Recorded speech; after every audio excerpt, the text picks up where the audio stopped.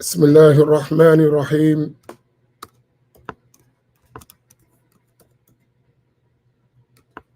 الحمد لله رب العالمين، والصلاة والسلام على رسول الله وعلى آله وصحبه أجمعين. اللهم علمنا ما ينفعنا وانفعنا بما علمتنا وزدنا علما. أسأل الله تبارك وتعالى أن يجعل نياتنا خالصة لوجهه الكريم. I praise Allah Tabaraka wa Ta'ala. I thank Allah Tabaraka wa Ta'ala. And I ask Allah Tabaraka wa Ta'ala to raise the rank and the status of Sayyiduna Muhammad sallallahu alayhi wasallam, his family, his companions, and all those who follow them in excellence until the day of judgment. And I ask Allah Tabaraka wa Ta'ala to grant him the sincere and noble intentions, and to grant us, the sincere and noble intentions. Assalamu alaikum wa rahmatullahi ta'ala wa barakatuh. I pray that all of you are well this morning. I wanted to touch on a very important yet basic concept in Islam. And it is based, the discussion I'm going to have today, on some things that I heard yesterday. And I heard it more than once. So I said to myself, you hear something one time, you say, oh, maybe that's just this person. When you hear it a second time, or sometimes even a third time in various ways, you realize that this is something that should be explained. And it is extremely important for us to learn our religion properly. And I want to concentrate on that. To learn our religion properly. And there is a proper way to learn Islam.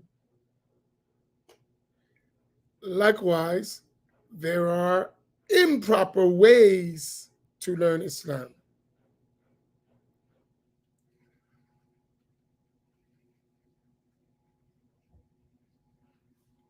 My focus, however, in this scattered thoughts is going to be on the issue of our belief, particularly in the attributes of Allah.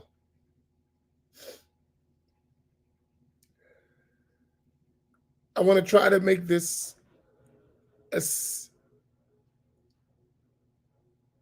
basic, simple, yet comprehensive as possible, so that all of us get it.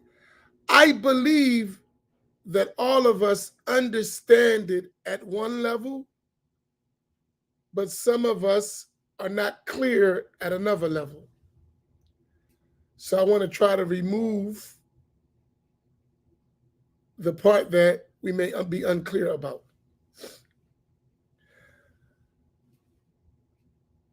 Allah said in the Quran, which all of us know, in Surah 42, verse number 11. So this is, I want to get us just to understand this.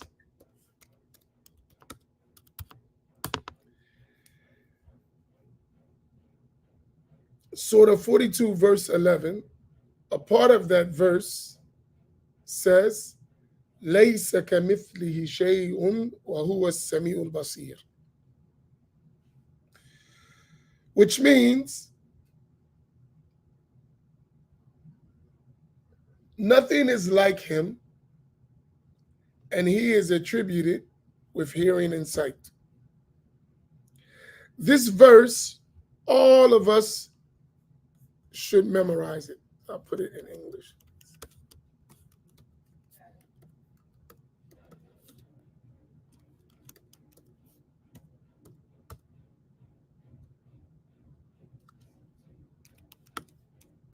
I'll transliterate it.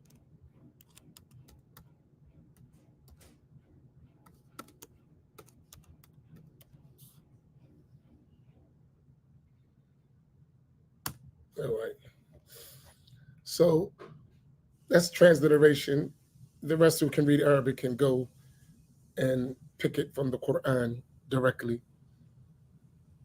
لَيْسَ كَمِثْلِهِ شَيْءٌ وَهُوَ السَّمِيعُ الْبَصِيرُ. This, whenever you talk about Allahu Tabaraka wa Ta'ala, his self, meaning his reality, his attributes, or his actions, you need to keep this in your mind. لَيْسَ كَمِثْلِهِ شَيْءٌ وَهُوَ السَّمِيعُ الْبَصِيرُ.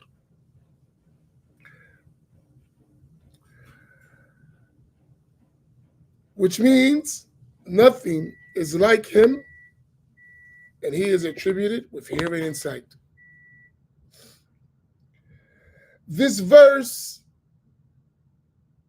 is the most explicit verse in the Quran that clears Allahu Tabaraka wa Ta'ala from any resemblance to created things.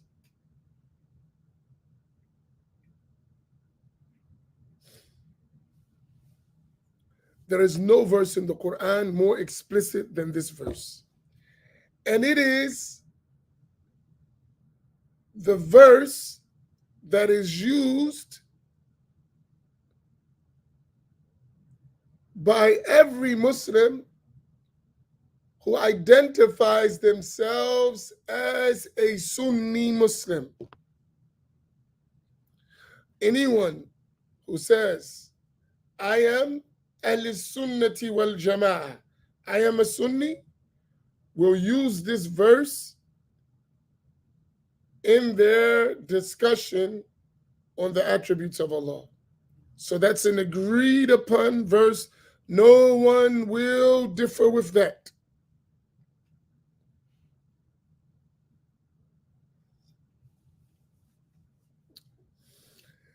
Now, what we need to follow is, how do I understand that verse? How do I understand it? Meaning, it's from the Quran. Its general meaning is accepted. How do I understand it? Because based on the understanding of the meaning of the verse is going to determine how an individual understands and then therefore believes about the attributes of Allah Tabaraka wa Ta'ala.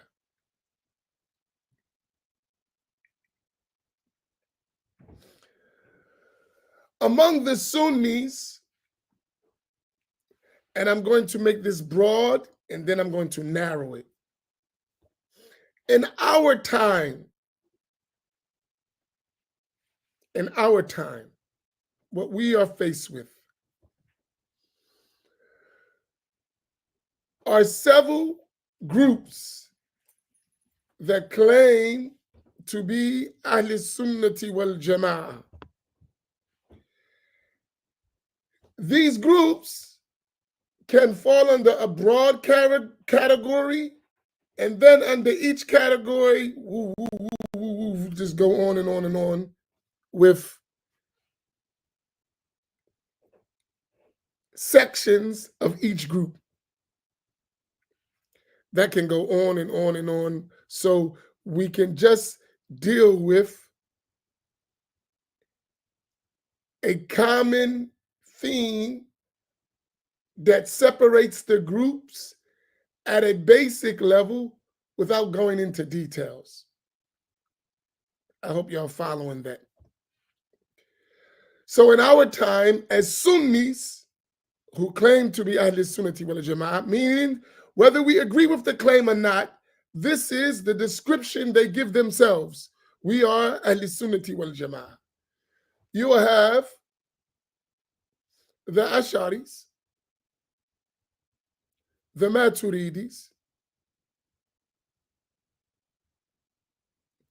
the Wahhabiyya,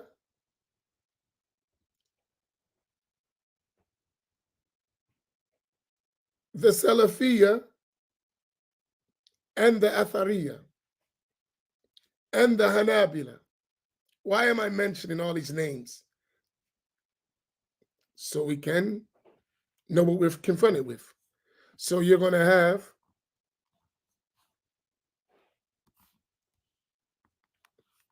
I'll just put it easy, the Asharis,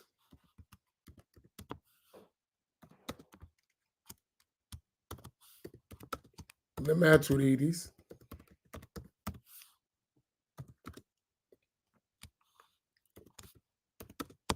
the Wahhabis,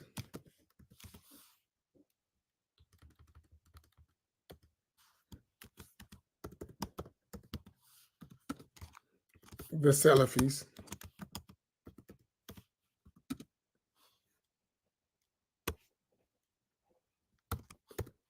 the Atharis, and the Hanbalis. Why am I putting this?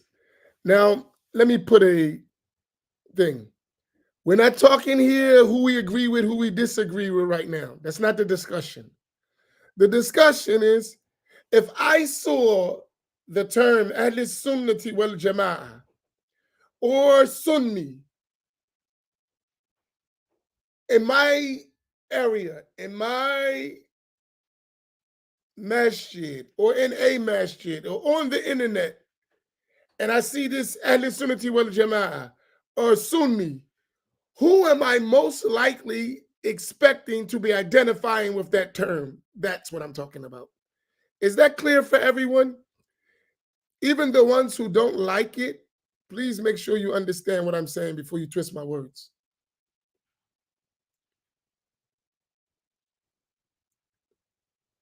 Do y'all follow me? Am I clear? We're not talking about right and wrong at this point. We're only identifying what we're talking about for the subject purpose, for the purposes of the subject, the purposes of the conversation, the purposes of the scattered thought. We're trying to identify in the broadest sense, without going into details, who uses this title that we would be confronted with. That's it. And I'm going through this so you can follow me. So it's clear. I know you guys, some of you guys, you're listening. Is it clear? Don't hide. Be clear right now, right? Okay, good. So then the first question, among the Asharis, among the Maturidis, among the Wahhabis, among the Salafis, among the Atharis, among the Hanbalis, right? There's going to be under them many different groups. jama'at that are Ash'ari. So under the Ash'aris, you're going to have this group, this group, this group, this group, who in details may differ one another. Even though they say we're Ash'ari, but when you break it down, you're going to find that they differ in different things. You're going to have that among the Maturidis, among the Wahhabis, among the Salafis, among the Atharis, among the Hanbalis. So we ain't going to that level. That's that. But they all fall under these broad terms according to their own self-identification. I had this talk last night, till late in the night, with some, in my own masjid, with some people about this issue, which made me really think about it, right? Actually, it disturbed me. So I said, let me talk about this. So the broader level is what I want to focus on right now.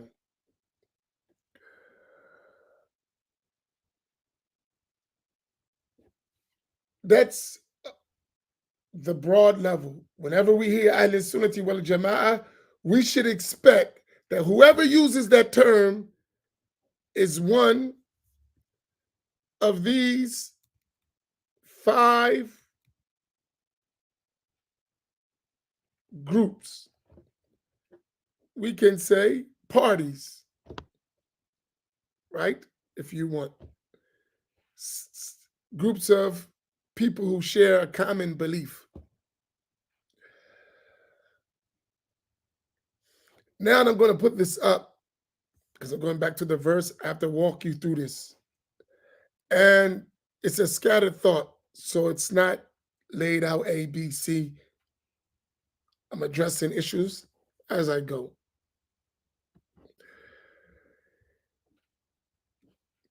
I separate them because if you ask the people who use these titles, they're going to distinguish between them. There is something that distinguishes each of them according to the people who use those titles. But in general, you can break these 5 or 6 groups into 3. Ash'aris and Maturidis, because they're very similar, right? They will say that the Ash'aris and the Maturidis are Ahl Sunnati wal Jama'ah. The Wahhabis, Salafis, and Atharis will go into another group. They will discount the name Wahhabi. They will use the name Salafi unless they're trying to avoid a certain section of the Salafis, then they'll call themselves Atharis. So you can put them in one group. Did y'all follow that? First group, Ash'aris, Maturidis. They have detailed different ways of explaining, but they both will say Ahl Sunnati wal Jama'ah, Sunni Muslims, are the Ash'aris and the Maturidis. So you can put them in one group. The Wahhabis, the Salafis, the Atharis, you can put them in one group. How? They will deny the term Wahhabi. They will say, we're not Wahhabi. We're Salafi. And then, if they want to get away from certain, what they consider extreme Salafi groups, they'll say, we're not Salafi, we're Athari. But when you examine the commonality between them in belief, you can put them in one group. Whatever you mean by Wahhabi, whatever you mean by Salafi, whatever you mean by Athari,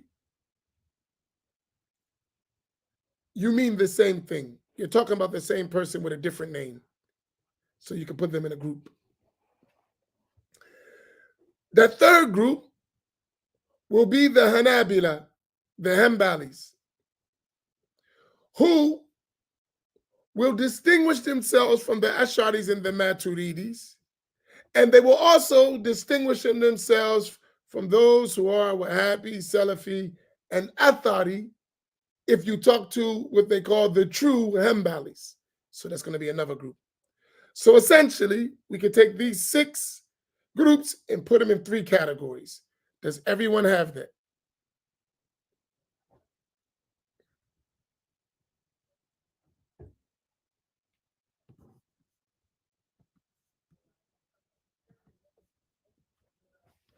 Is everyone clear on that? If you're not clear, then ask your question. I'll pause because I want you to follow me. And maybe this may take a little longer than I would like, but I need you to understand it. So let me answer 2 questions. They're the same question quickly. But what about the Tahawi? Are they included? A Tahawi is a text that is used by almost everyone except the Hanbalis. The Hanbalis, in their general teaching, they have their own books. Not that they don't believe the Tahawi, but that's not how they teach. But for the Ash'aris and the Maturidis and the Wahhabis and the Salafis and the Atharis, they will have, as in their curriculums or among the things they teach, the Tahawi Creed. But if you study with true Hanbalis, most likely you would not read the Tahawi Creed. They have their own books. Their curriculum is different. So the Tahawi Creed is not a group. It's a book that different groups use as a text for teaching their belief system.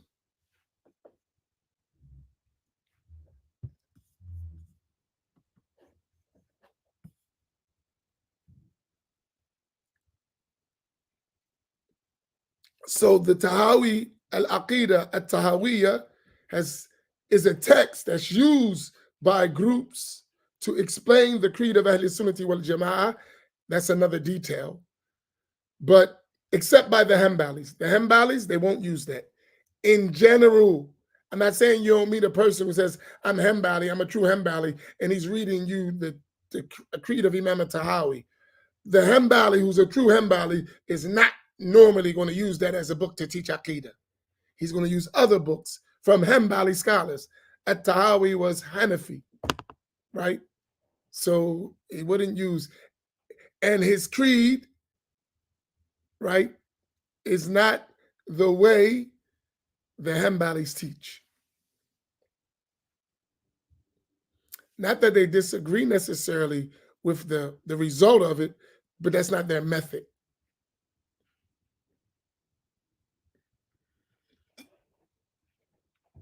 So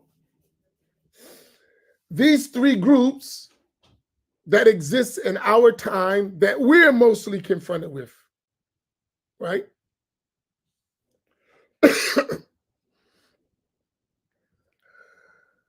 It's important to understand because when you see the term Ahl Sunnati wal Jama'ah and you're not able to identify from who you're learning, that's where the confusion comes in. If you identify from whom you're learning and where they fit in these groups, you went to step 1 to being able to understand the subject matter of the belief in general and the attributes of Allah specifically. So the belief in general, because they all say we're Ahl Sunnah, it's going to have a lot of similarities. However, when you talk about the attributes of Allah, there's a vast difference. A vast difference between the groups. So we just broke them down to 3. and their identifiable differences and make it much easier for you.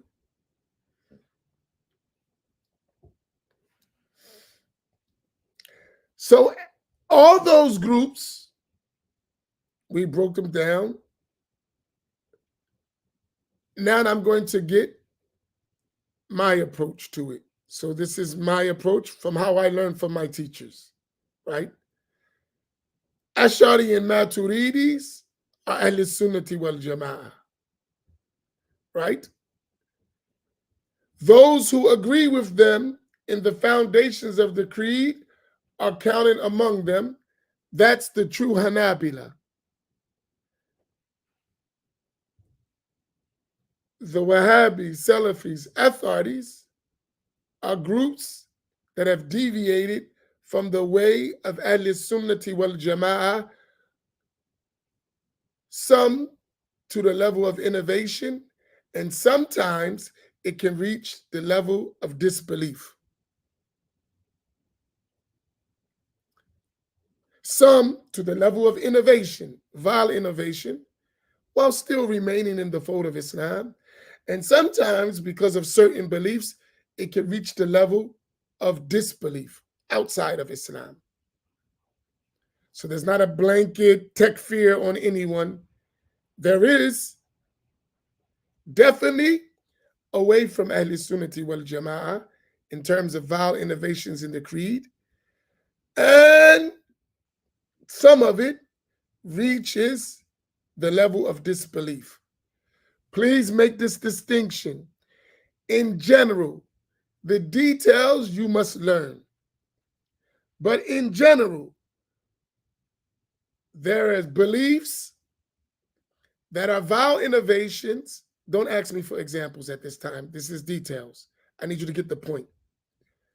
Vile innovations that need to be corrected, not permissible to believe, but those vile innovations do not take you outside of the fold of Islam.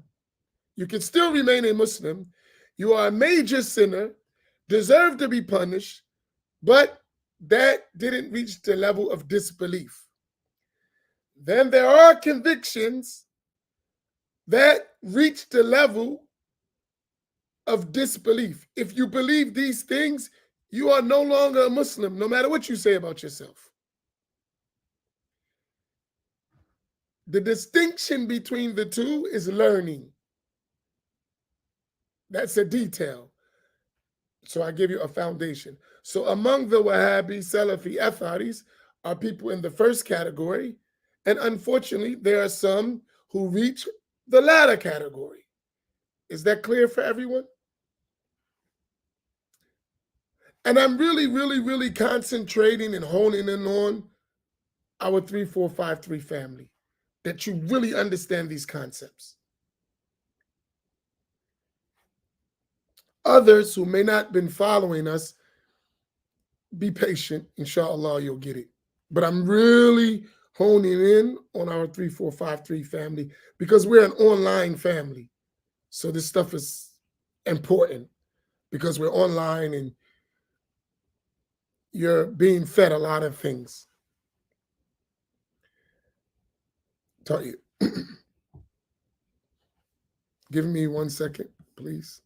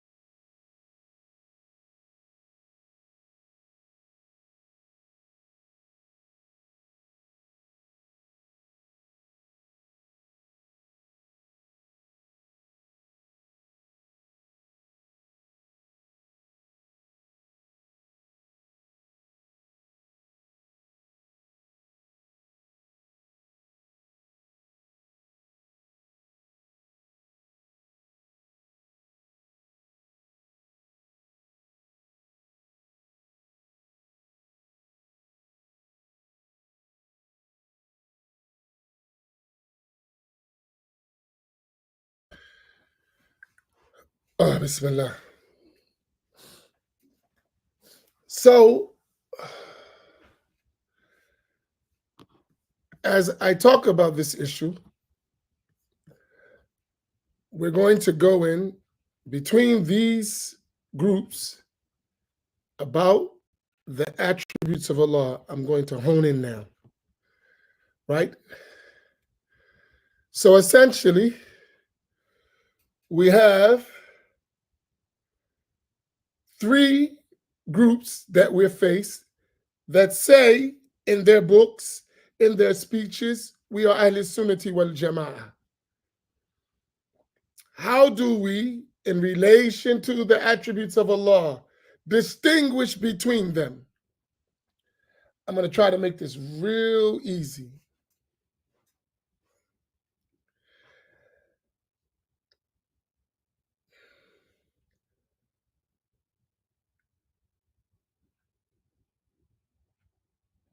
When we say, لَيْسَ كَمِثْلِهِ شَيْءٌ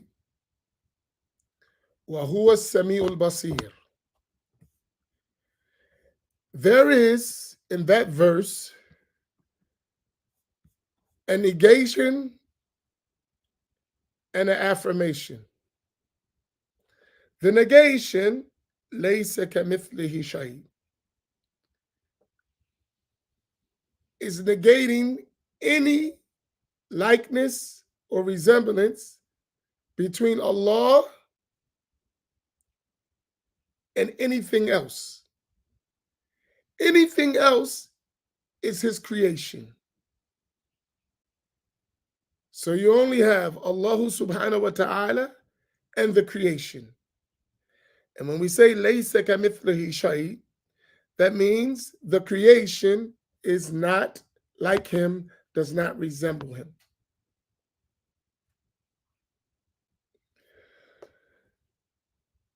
Wa huwa sami'ul basir is the affirmation of His names, which indicate His attributes. So He has names that indicate His attributes. So when you mention a name, it also affirms certain attributes. So He is as-sami'u, the name, He's attributed with as-sama', hearing. He is al-basir, the one who sees, He's attributed with the attribute of al-basar. So it's an affirmation. The Ash'aris and the Maturidis, what is my belief? Me, the one who's talking. I am Ash'ari.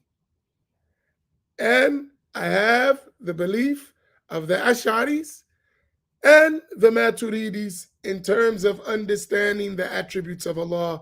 We accept them as valid beliefs with the details of differencing in certain areas as acceptable differences.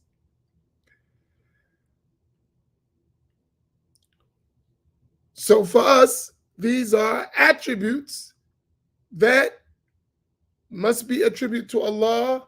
They're obligatory to know. They're far'ain. They are a personal obligation on every morally responsible individual. Everybody must know these. While knowing them, they must know that those attributes of Allah subhanahu wa ta'ala do not resemble His creation in any way.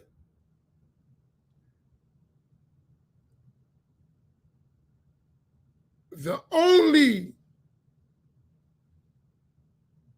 agreement between Allah and His creation is in the word being used to identify an attribute by the necessities of language. As for meanings, there is absolutely not in one way, not in a partial manner, a resemblance or a likeness between Allah and His creation. Does everyone have that? That's the Ash'ari, Maturidi, and the Hanbali belief. So I said that third group, the Hanbalis. They agree with the Ash'aris in that. As for that third group, which has the Wahhabi, Salafi, Athari, they don't agree with that. Do you understand that?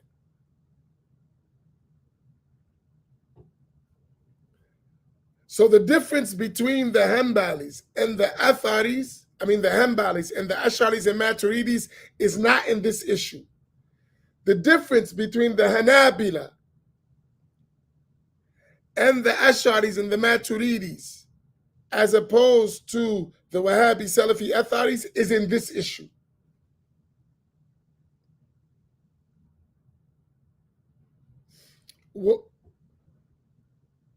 So when we say, remember when I said Ahl Sunnati wal Jama'ah are the Ash'aris and Maturidis, I stop. Then I add, and those who agree with them in the fundamentals of the creed, there brings in the Hanbalis. Because in the fundamentals of the creed, the Hanbalis agree with that. We're talking about the fundamentals. We're not talking about details. The Wahhabiyya, Salafiyya, Athariyya, that we mean today, they don't agree with that. They don't agree with it at all. In fact, they consider that denying Allah's attributes.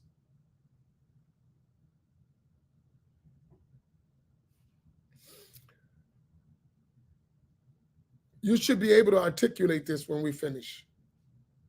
You should be able to articulate it. Not details. You should be able to just, the foundational thing, you should be able to articulate it. I didn't give you a lot of verses.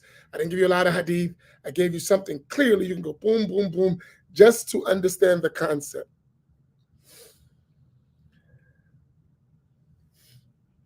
The Wahhabiyya, Salafiyya, Al-Athariyya, because now we're going to, they're all going to say we're not Wahhabis. So they're going to say either Salafi or Athari. But when we examine what they're telling us, it is the same thing that the Wahhabiyya said, and they have the same teachers and the same methodology, they just changed the name. Same stuff. What is their belief? Their belief is that Allah does not resemble his creation in modality. But there is agreement in word and meaning that is shared between Allah and his creation, but the modality is different. Do y'all understand that? I'm putting this in the simplest terms I can. So they say Allah is not like his creation. They'll use the verse. However, they'll say the agreement is in the wording and the meaning is the same, is shared, but there is a difference in modality.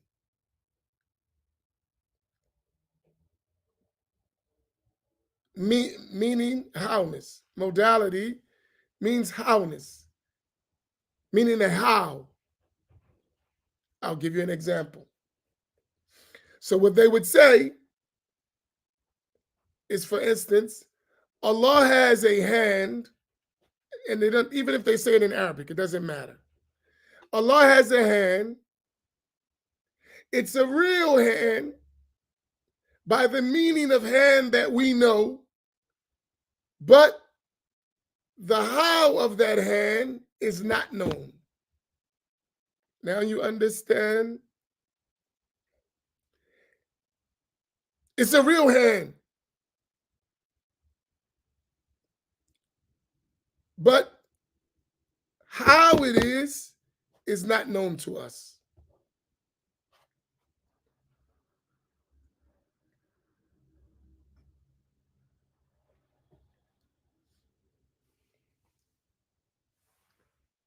And they will be explicit in their books and in their statements They would say, for instance, there is a hand for the human, and just as the human hands differ in modality with hands of other created things, likewise, there is a real hand for Allah that's different from the hands of humans in its modality. Allah knows that, but we don't. This is what they say. It's in their books. They cannot deny it. I'll show you a million times. It's in their lectures, in their books. And this is the issue here. If you want to center in and hone in,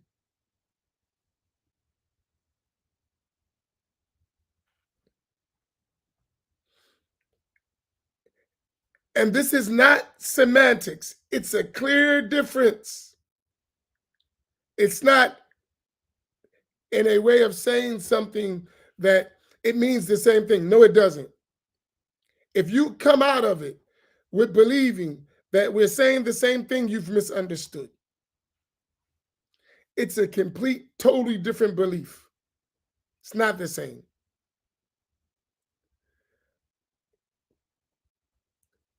Al-Sunnah, among the Ash'aris and Maturidis, now I'm speaking from my side, and when I say my side, what we learned from our teachers. And the Hanabila, in their belief, is totally opposite of that. What is their belief?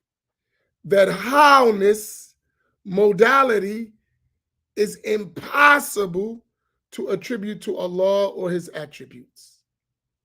Do y'all got that?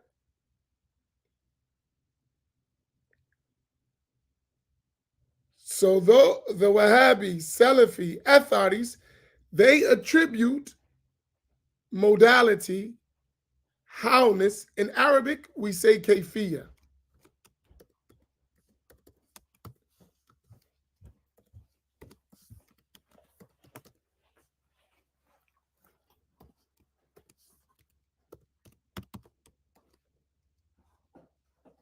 Right? They attribute modality to Allah, whereas the Hanabila, the Ash'aris, and the Maturidis, they negate that. They say it's impossible to attribute modality to Allah.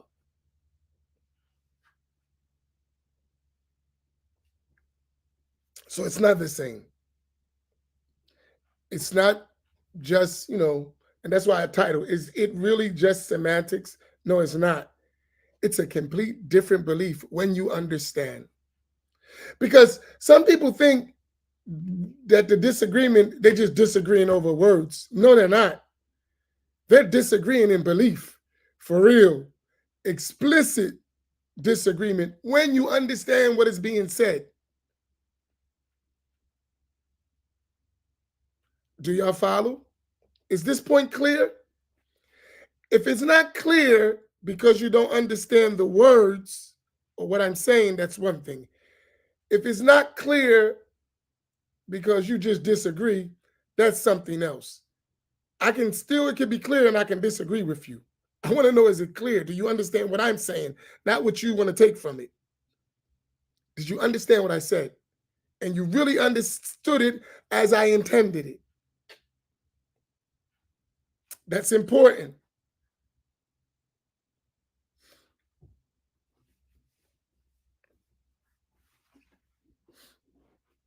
If you understood it as I intended it, then mashallah.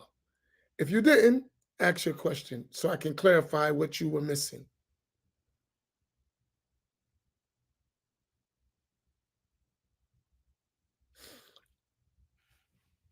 Okay, Shaheed, I want you, inshallah, as you said, it's unclear to you. You need examples. Don't concentrate on examples. I need you to focus in on the terms. So the difference between Ash'ari Maturidi, and the Hanabila in this case, and the Wahhabi, Salafi, Athari, put them in two sections in this regard. The Hanbalis, the true Hanabila, the Asharis, and the Maturidis negate the entire concept of modality.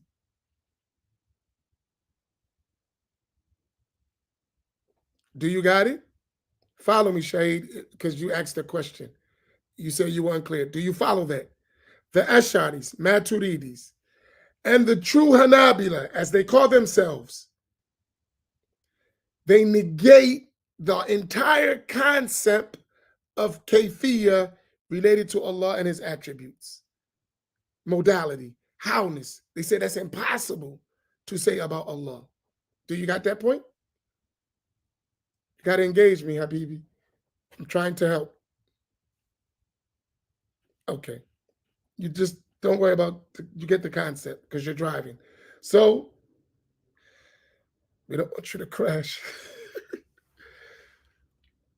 So that's a negation. As for the Wahhabis, Atharis, Salafis, who claim the same creed, they affirm a kayfiyya to Allah, a modality, and the difference is they say we don't know the how, but there is one. That modality is only known to Allah, according to them, but it exists. There is a modality, but only Allah knows it. Whereas the Asharis and the Maturidis and the Hanabila, the true Hanabila, the Asharis call them Fudala'u min al-Hanabila, al-Fudala'u min al-Hanabila, right? Those noble people among the Hanbalis. They say, no, you cannot say modality about Allah. It's haram to say Allah has a modality. It's unlawful. It's impossible, not permissible. Do you follow?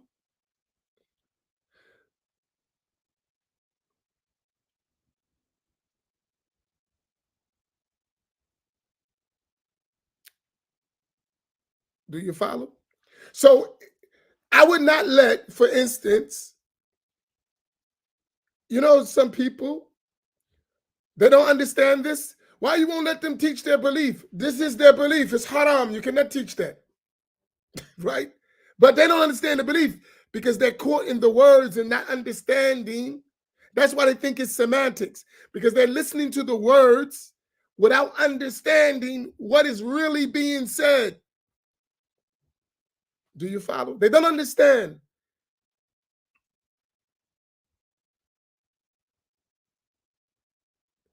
If a person doesn't understand, that's why someone can tell you it's all strands and it don't make a difference. Believe whatever you want. That means the person doesn't understand. He doesn't understand what's being said. And listen, this stuff is explicit. It's not like something someone's hiding and I'm unveiling some mysterious belief. This is explicit in their books. They state it directly, clearly, loudly, screaming on the internet. Do y'all follow? It's not some oh wow, look what he uncovered. No, it's clear. You just wasn't listening well. It's very clear. It's clear. It's not ambiguous. And when someone doesn't tell you, they're usually trying to deceive you with something. Because it's clear. It's not like it's in the books. All you gotta do is read or listen. Listen well. It's right there. Right? It's not the same belief. So we're not, it's not a difference that we're saying, oh, it's a difference and, it don't matter. No, it matters big time. Especially if you understand and then you still have the same result. Obviously, it's different. So there's no way to reconcile these differences except to say one is right and one is wrong. Do y'all follow that? There's no way to reconcile the difference. Either one's right or one's wrong. The concept of just choose what you like, it doesn't matter, it's all semantics, it's different strands, that's someone who's trying to fool you. You have to make a decision. Or what you're saying is you don't know your religion and you can just, wing it. And if that works for you, I don't know what to tell you. If you really believe that, it doesn't matter what we believe. Just, okay.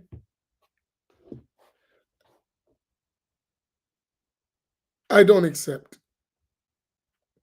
That doesn't mean we're going to kill each other. That doesn't mean we're going to hurt each other.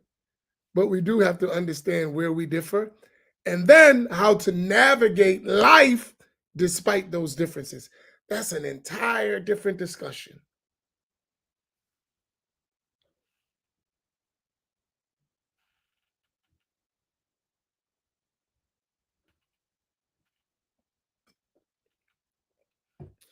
All right.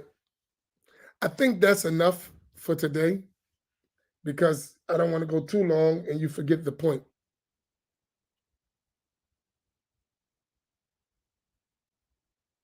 Right?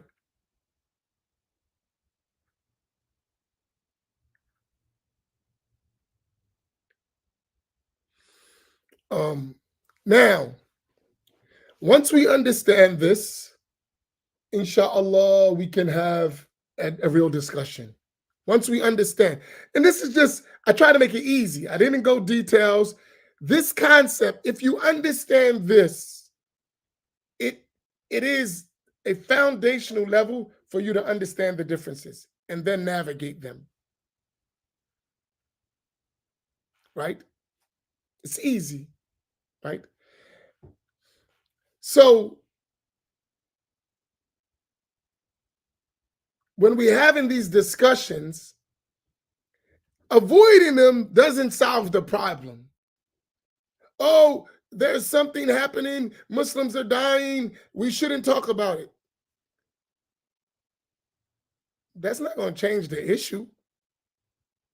And this is an important issue. Now, some may say it doesn't relate to your salvation. I totally disagree with you. But because you believe that these issues don't relate to salvation, I disagree. Totally. So you might not want to discuss it, but you can't transfer that to me. Because if it's either going to be the issue is going to reach to avowed innovation or disbelief. If it's avowed innovation, that means the one who holds that belief may be tortured in the hellfire for it, even for a period of time. And if it's an issue of disbelief, they're going to be in hell forever. That's salvation. And either way you cut it, right? So it is. And if you're saying that it doesn't matter, then that's an attack on the whole belief of Islam altogether. You can't have it another way. Either it matters, and it's going to determine whether it's an innovation that you run the risk of being tortured in the hellfire because of it, unless Allah overlooks you and pardons you. But because it's about innovation, the consequence is that you deserve to be punished for it. Or it's disbelief and you'll be in hell forever. So if you look at it from that side, then it needs to be fixed. It cannot be something that you accept. It It cannot be. So someone asked me, "Oh, well, you mentioned these issues. They're important. They're very important issues. You cannot ignore this." To me, if you ask me, because I'm speaking, I don't see more important issue in life than fixing this issue from my side. Because unless it has a severe consequence as this, then we need to fix that too. But everything in this world is not as important as having the correct belief. I don't care what it is. It's not more important than having the correct belief. Do y'all follow that? I don't care how much of a calamity, much of a, a hardship, genocide, racism, all that is light compared to dying with an incorrect belief. Do y'all understand that? Seriously, that last point. No matter what you go through, poverty, starvation, racism, genocide, name it, none of that is more severe than dying with an incorrect belief. I didn't hesitate with that. If you believe that something is more important than dying with the correct belief in Islam and Allah and His Messenger, I feel sorry for you. You got bigger problems than what you think, if you really believe that. When every Friday we are told, وَلَا تَمُوتُنَّ إِلَّا وَأَنْتُمْ مُسْلِمُونَ, and do not die unless you die as a Muslim. And the way to die as a Muslim is to have the correct belief in Allah Tabaraka wa Ta'ala and His Messenger. So if you're confused about the very thing that's going to aid you in dying as a Muslim, I don't know what to tell you. It's that serious. It's that serious.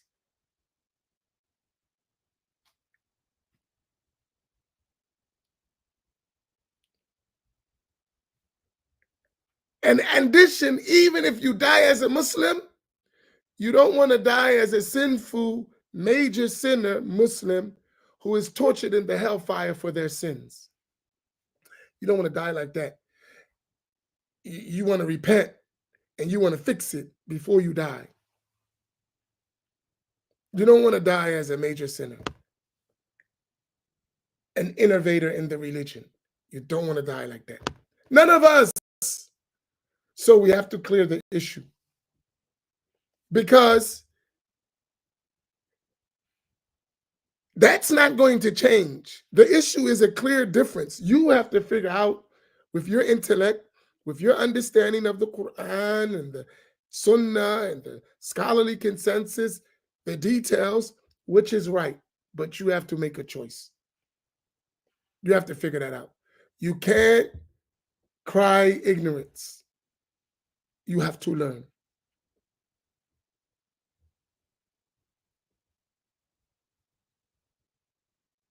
Do y'all follow me? That's the general discussion. Everything else is details, right? So that's not semantics, and it does matter. Someone telling you, oh, believe what you like. If that feels good to you, believe that. If that feels good to you, believe that. No one would tell you that except someone who's actually, and I hate to say it, trying to develop their own understanding of the religion. And they're doing that. Trying to develop their own understanding of the religion. An understanding that was never understood by no one who preceded us. Eventually, You better watch these people who study in Western institutions and universities. They're learning from kuffar who's bent on destroying Islam. In creed, it can exist in form. Destroy what really supports it. And they do it through intellectuals. I hate to say it. Just be careful. That's a whole new movement. And in history, it's going to be recognized as another group. It's going to be recognized right now. It's in its developmental stages. They're working their own new school of thought in Aqidah and fiqh and everything else. They're working on it. They've went through Islamic studies, got a stamp, move to Western studies at the highest levels, got a stamp, and now they think they're qualified to reinterpret the religion. And let me tell you how they think about the ones who's teaching them this stuff. This is how they think about Muslims. They're backwards. They don't understand life, and they need to be civilized. And some of us bought into that. Seriously.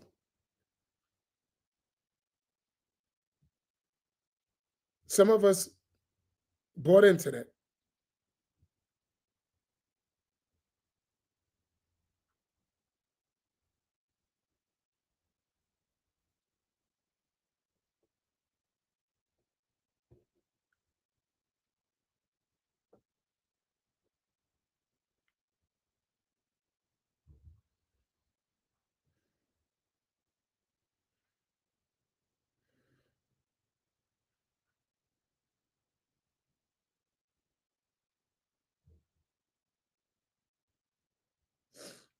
You have this concept of an Islam, honestly, that is going to be an Islam that's not Islam at all.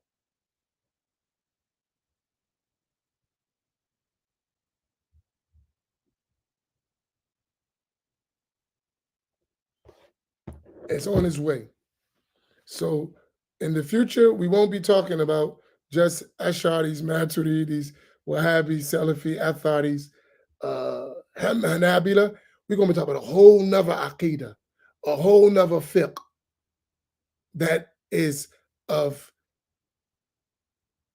a combination of Islamic scholarship from the past, modern Islamic thought, Western thought from the past, modern Western thought, put all together and given as Islam.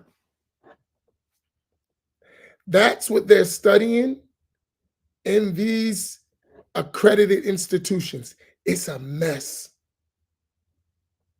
I hate to say it. And they're coming out with PhDs and master's degrees, and they're changing our deen. And the West is going to hire them and put them in positions as the authorities of Islam. You better learn your religion. I would go one step further, but I'm not going there. Because I believe there's a real sinister plot with all this stuff. But that would be me in my conspiracy theory mode, but I'm going to leave that alone. But I say this to you, you better preserve the traditional classical Islam in your family because they're trying to wipe it out. You better preserve the classical books. You better preserve in all the Islamic sciences. You don't rely on PDFs. Don't rely on your smart books. You better preserve. They're moving to a day where they're going to wipe that stuff clean. I'm telling you, preserve for your family. There is a real sinister plot to bring down the whole reality of Islam, not the form. You can say you're a Muslim, you can pray, you can do all that, but we need to take that which makes Islam impactful away. Its creed, its concepts, we need to change all that. And then we just have an Islam that's for everything and anyone. Listen, Hugh Hefner, you can find the video. Hugh Hefner was the founder of Playboy. What the heck is Imam talking about Hugh Hefner and Playboy for? I'm going to tell you. I watched an interview. It was a long time ago. He was being interviewed at one of these major channels, and they asked him about Playboy. He said it's in every country in the world. He said right now, except Saudi Arabia. He said, and that's going to change. My mouth went like, he said it with confidence. He said, Playboy is in every country. He said, with the exception of Saudi Arabia, and that's going to change. Wow. Think about that.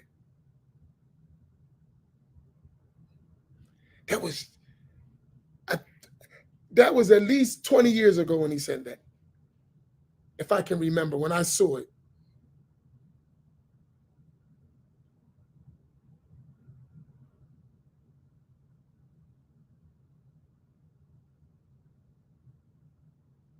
Right? He said, and we're working on them.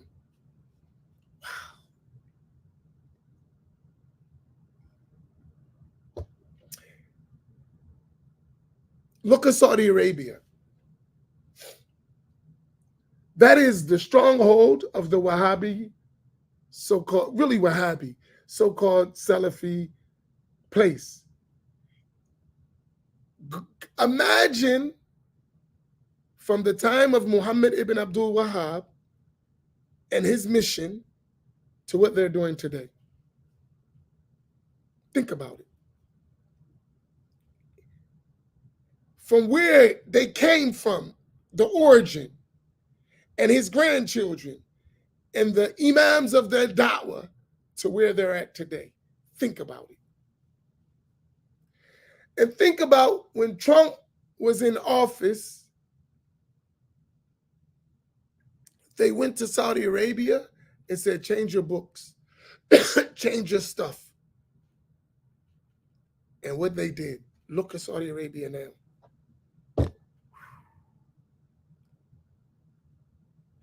The same place that was executing Muslims to push their belief in Mecca and Medina and the surrounding areas.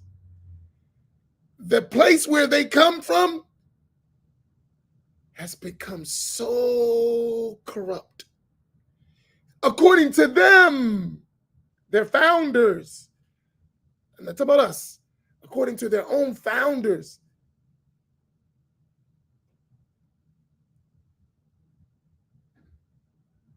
if Muhammad ibn Abdul Wahhab and his followers were alive today, they would wage war on their own people for what they're doing.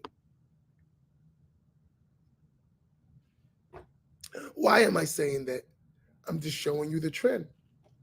I'm showing you the trend. I'm just showing you a trend. So preserve. So preserve. Especially us. You better preserve. Or the Islam you talking about today will not be the Islam of your descendants. They will have a whole different concept. And guess who's going to give it to them? Those educated people, PhDs and doctorate programs, a mixture of everything, and boom, that's what we're going to have. And the Sunnis who maintain their tradition are going to be these people, outdated, rigid, dogmatic. That's the way they're going to label them. We're modern. We understand the times. Yeah, I know. Be aware of this stuff. And listen, I know the traditional Islamic methodology is is under attack. I understand that. But from our side, especially as African Americans, we ain't come to Islam to follow the people we came to Islam to get away from. Let me explain something to you. We didn't come to Islam to end up following the people we came to Islam to get away from. Did y'all follow that? We did not come to Islam to end up following the people we came to Islam to get away from in the first place. There's a difference. So for us, preservation is important. I hope you understand what I'm saying. And I'll stop there. If there's any quick questions, I went a little over, not that far. But if you have questions about what I talked about,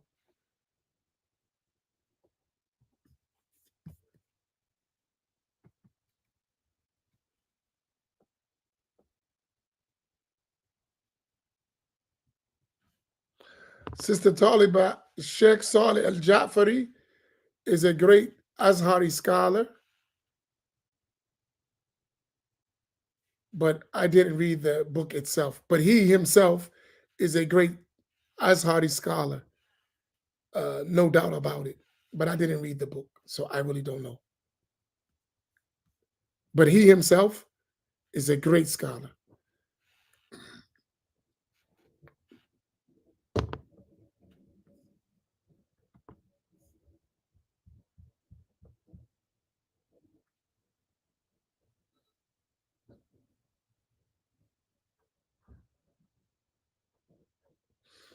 Tayyip, please review uh, this scattered thoughts. Review it, go over it, take notes. Even if you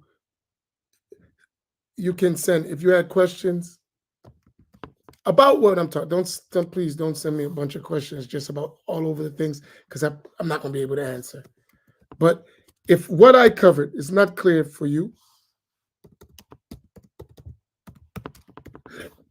you can send the questions to me here, right? If you need just what we talk about, so it's clear what we talked about in this live, just send the questions there. After you go over it, you review it, because it's very important. Very, very important. Don't let them take our religion from us, please. Our classical, traditional Sunni Islam, let's maintain it. We have to, everybody not going to be scholars. Everybody not going to be teachers. But everybody should have a basic fundamental knowledge that protects us. Every one of us. You might not can't go in details, you might, but that foundational understanding of what we believe and how our religion reached us, all of us deserve to have that. Right? And don't make it the property of the elite, so-called elite. I don't know how they got to be elite, but whatever, right? Don't make it the property of the elite. The elite. Islam has always been the property of the poor. Always.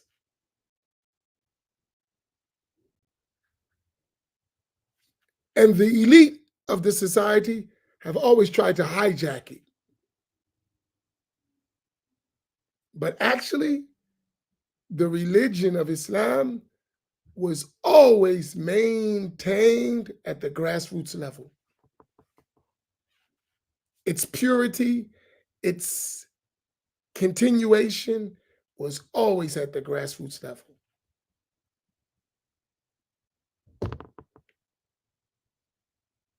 The elite always tried to hijack it, but it always had its roots firm in the ground at the grassroots level. And that's how it continued.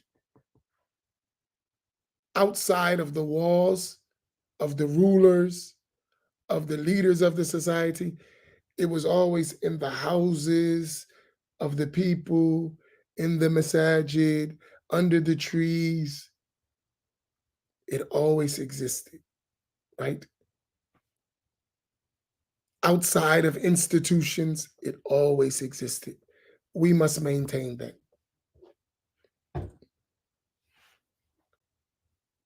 If you want to go to an institution, that's fine, go do that.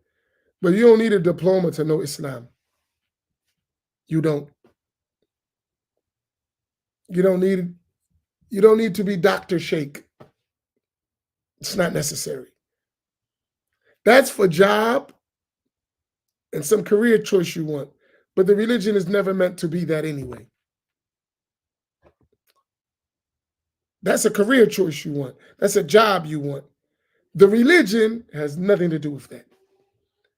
And our religion is not conditioned upon somebody stamping you with a doctorate or a master's degree or a PhD. That's never been Islam, ever. Nor would ever become Islam if we do our job. Somebody wants to get it, go do it. But that's not an authority to us. It will never be. But guess what? If we're not careful, they'll try to make that the authority and hijack the religion through it. If we're not careful, they'll try to make that the authority and hijack the religion through it. Be careful. I'm telling you. They'll make an official Islamic clergy that was trained by them, that was accredited by them. La hawla wa la quwwata illa billah. One of our teachers, two of them, one in Syria and one in Yemen, they had institutions. And the government came and they said, we want you to do this, this, and this so we can give you accreditation. Both of those leaders of those schools, one in Yemen and one in Syria, said, who are you to accredit us? We have our chains of narration, we have our books, we have our teachers, we have our connection back to Sayyidina Muhammad sallallahu alaihi wasallam. What do we need from you? That's deep. They said, what do we need from you? Who are you to accredit us? What do we need from you? What are you offering us? We have it. Our connection goes back to Muhammad sallallahu alaihi wasallam. What we need with your paper? Tell me.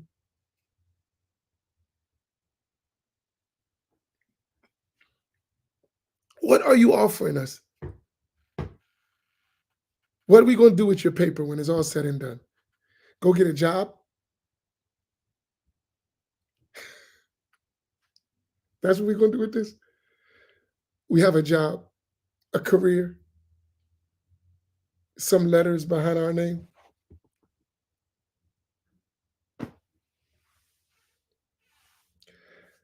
That's the system I learned in. A system of honor.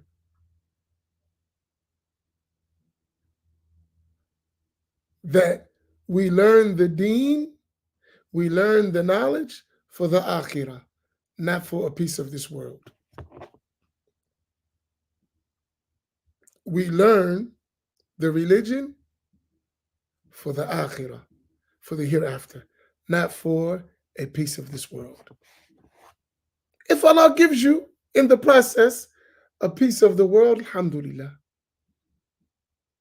But as my teacher used to say, don't make Islam a means of breadwinning. Do not make Islam a means of breadwinning.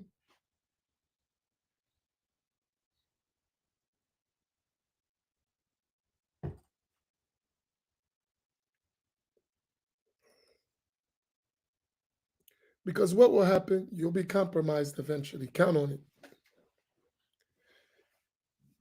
If your religion becomes a means of breadwinning, you're going to compromise your religion for that breadwinning. If it's your source of dunya, you're going to compromise your religion for the dunya. Don't make the deen a source of dunya.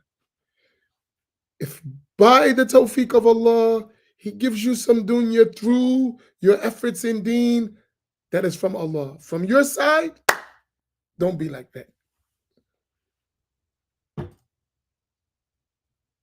Don't be like that. That doesn't mean don't go get an education. That doesn't mean don't go get your PhD. Go do your thing. But remember, that's not a requisite for you to learn this deen.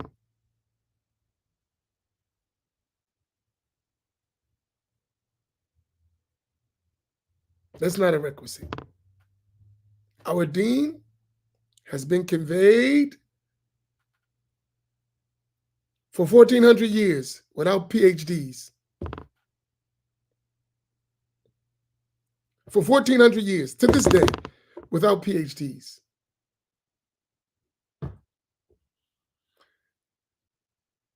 So that's not a condition.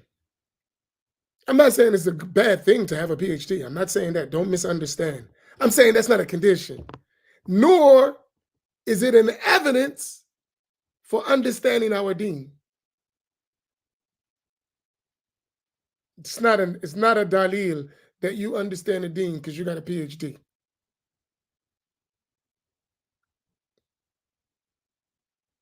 That doesn't make you an expert. It doesn't at all. What makes you an expert is that you learn properly within our tradition and you ain't innovated in our tradition. That makes you an expert. But the West, they want innovation. Go against the grain. I don't even want your paper if you didn't contradict the tradition. It's deep, right? I don't even want your paper if you didn't contradict the tradition. I want to see your stuff. Show me the power of your mind. Okay. May Allah help us. While people doing that, let them do. We can do your thing. But there must be some among us who stick to this tradition. There must be some that at the same time they doing that stuff, we working just as hard to preserve the tradition. And our children deserve it. They do. Our future generations deserve to get the same thing we got, even better if we can. We shouldn't strip them because someone has some bright idea of a new way to do it. So let's get rid of all of that. Let's reinterpret everything. That's my spiel about that. May Allah help us. Barakallahu bikum. May Allah reward you all. Wassalamu alaikum wa rahmatullahi ta'ala wa barakatuh.